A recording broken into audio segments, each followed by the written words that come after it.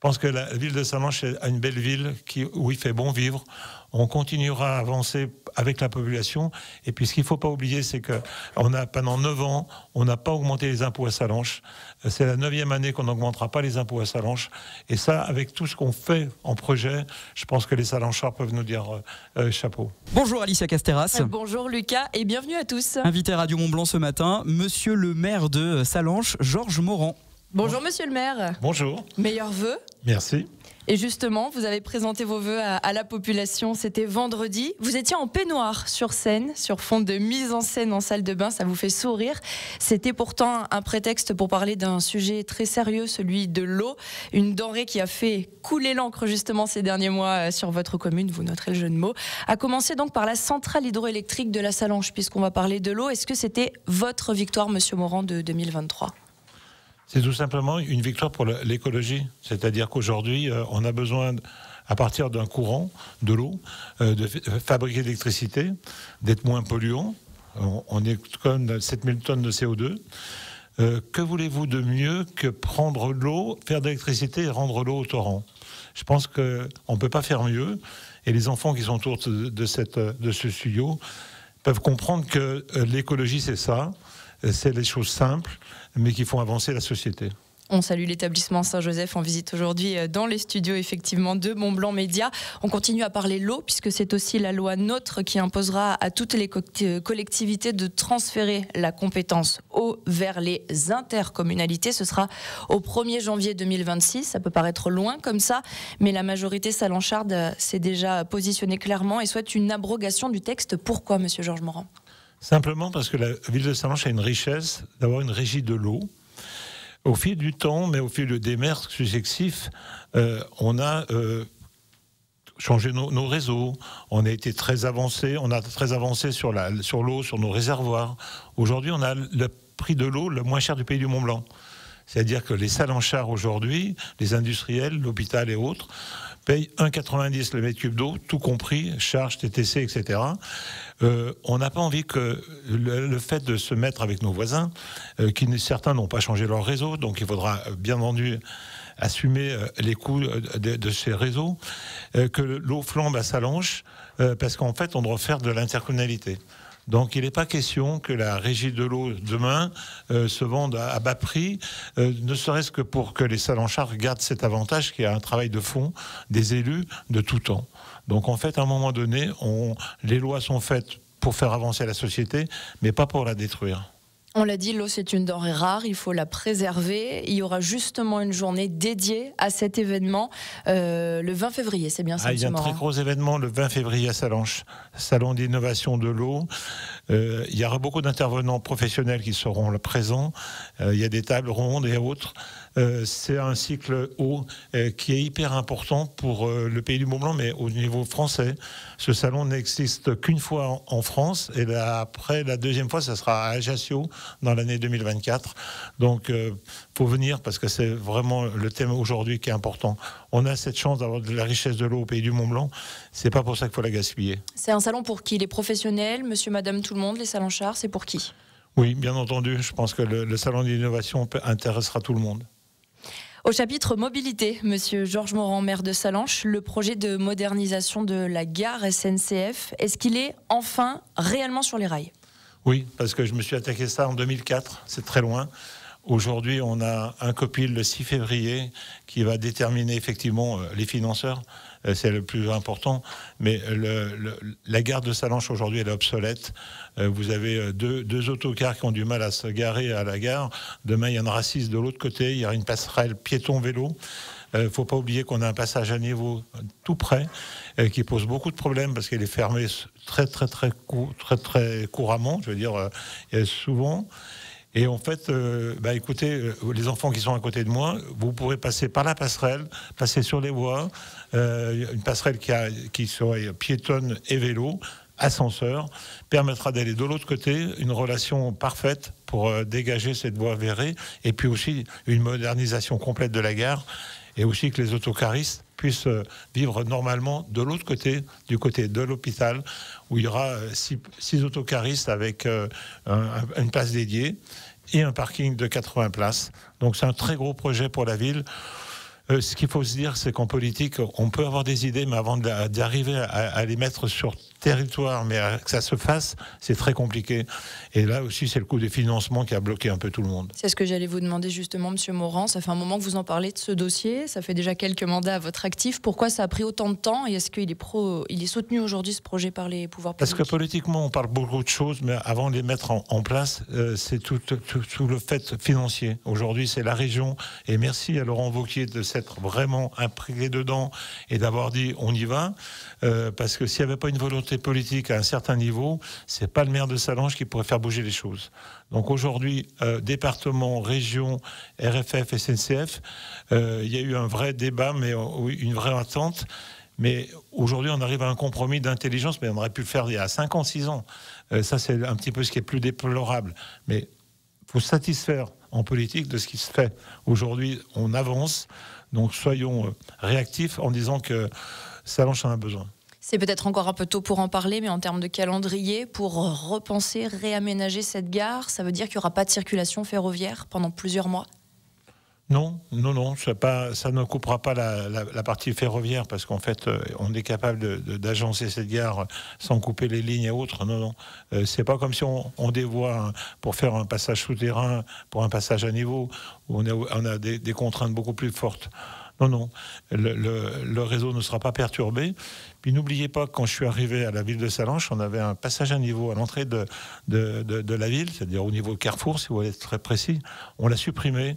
Et écologiquement, c'était quand même une belle chose. Georges Morand, la mobilité, c'est aussi la passerelle des Ilettes. Vous l'avez évoqué brièvement tout à l'heure.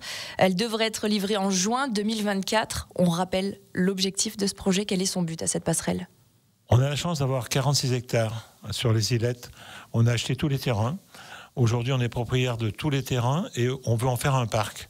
Et on a aussi un bourg de Saint-Martin qui est pas facilement, aussi bien pour les vélos, pour les voitures, pour les piétons.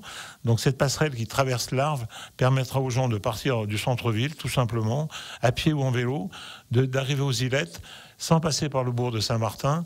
Et puis c'est une relation aussi de la voie verte et de la voie douce. Donc en fait, très beau projet porté par Élodie André, qui est l'adjointe de référence.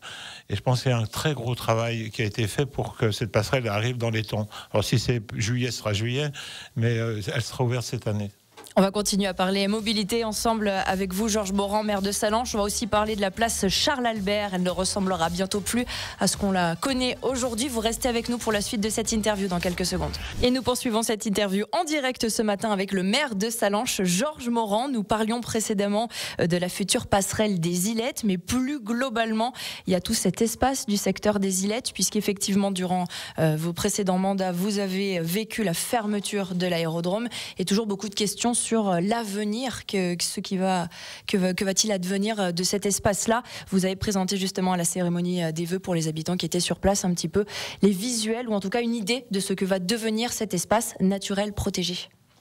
Après l'enquête citoyenne qu'on a fait, qui nous rejoignait vraiment à ce qu'on voulait faire, c'est-à-dire un vrai parc, on supprime certains parkings, on met la voiture en amont. On va laisser se promener les gens librement, découvrir la nature, découvrir aussi l'intérêt qu'on va porter sur ce parc. Je pense qu'aujourd'hui, on a une chance énorme au Pays du Mont-Blanc d'avoir 46 hectares qui vont être dédiés à la nature, à la promenade. C'est un endroit magique qui n'est pas toujours connu d'ailleurs des gens qui viennent en vacances parce qu'elle est un petit peu reculée de l'axe central. Mais heureusement, il va être protégé à 100%. On a eu pas mal de problèmes avec les demandes de l'État pour les 4 saisons. On a demandé de nous faire une enquête sur les 4 saisons, ce qui va se faire venir au mois de juin. Je trouve un peu bizarre quand même que quand on fait un projet qui va dans l'environnement, on nous pose autant de problèmes d'études, de coûts. Mais peu importe, on va réussir ce parc. Il est en phase d'être attaqué à fond et on va faire une richesse pour les gens qui viennent en vacances, mais aussi pour les gens du pays, quoi. Je veux en dire, personne ne sera déçu de cet endroit emblématique et les Ilettes. Monsieur Georges Morand, on revient en centre-ville avec l'un des projets phares de 2024, la place Charles-Albert, qui ne ressemblera plus du tout à ce que l'on connaît aujourd'hui. D'ici la fin de cette année 2024, justement, quel est le programme? À quoi va-t-elle ressembler cette place? Quand je suis arrivé, on a fait cœur de ville, on a fait une enquête auprès de la population sur cette place Charles-Albert. Et tout le monde nous demandait de l'arboriser, déjà à l'époque, d'en faire un vrai cœur de ville. Donc j'ai toujours dit, j'ai une ligne de conduite qui est constante, qu'on arriverait à faire ce cœur de ville. Aujourd'hui, on a fait le parking souterrain, enfin, on a acheté un niveau de parking souterrain à côté de la quincaillerie Rovénaz de 102 places. Donc les 60 places de la place de Charles-Albert va disparaître, mais seront dédiées à notre parking. Mais l'envie, c'était vraiment de faire un cœur de ville comme on a les quais. Sallanches a une richesse énorme d'avoir cette rivière, ces quais. Et puis, on a des espaces verts qui sont remarquables. Donc, demain, vous aurez un cœur de ville arborisé.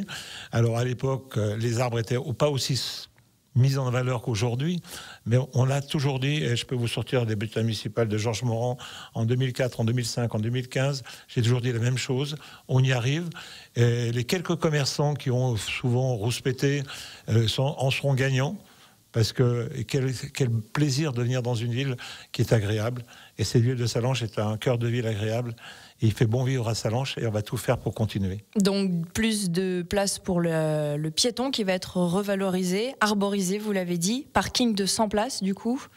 Le parking il est ouvert, c'est le parking qui est juste à côté de Rovénaz, dans l'immeuble, il y a 102 places. D'ailleurs c'est un parking très très très bien fait. D'ailleurs j'ai toujours respecté que les places étaient trop larges, qu'on aurait peut-être pu garder quelques places.